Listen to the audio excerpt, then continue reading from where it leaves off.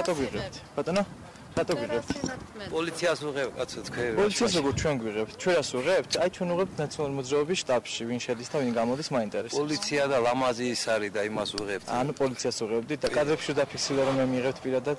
თქვენ. არც ახლა არ იღებთ ქალბატონო? მე რა მოხდა?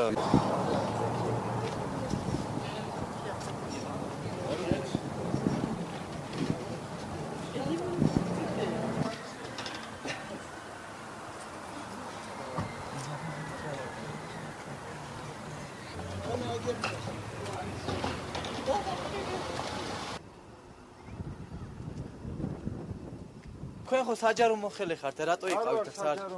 არ მუშაობთ არსად? გაჩერდი. რატო თქვენ ხო საჯარო მოხელე ხართ, რატო იყავით საარჩევნო შტაბში? არ ვარ ხო საჯარო მოხელე. არა, ხართ საჯარო მოხელე? რა გინდა ძმაო, რა გინდა? არა, ხართ საჯარო მოხელე? საარჩევნო შტაბში რატო იყავით? თქვენ ხო საჯარო მოხელე ხართ, არ შეიძლება. კაინ ხო ზღუდავს მაგას. ახლობელი იყო და ის ვნახე ეხლა და კაი რა ლევან რა.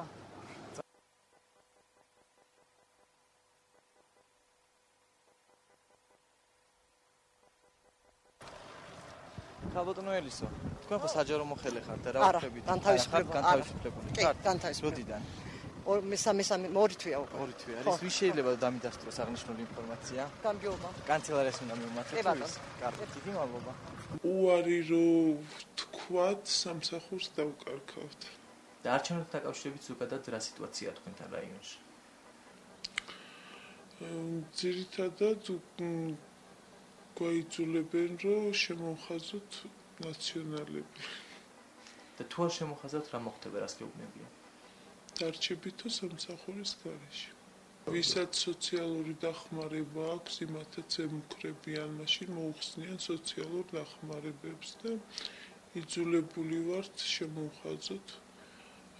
გვეუბნებიან, რომ უნდა შევიტანოთ მობილურები და გადავიღოთ ვის შემოვხაზავთ. ხვალ რასთან დაკავშირებით მიდიხართ ზუგდიდში, ხო ვერ გვეტყვით?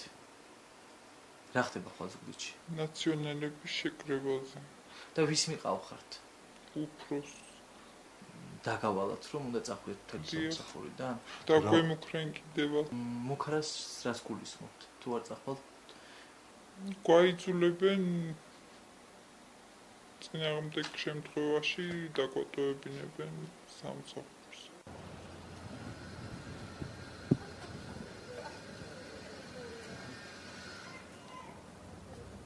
ის კალი გადაგიტანო.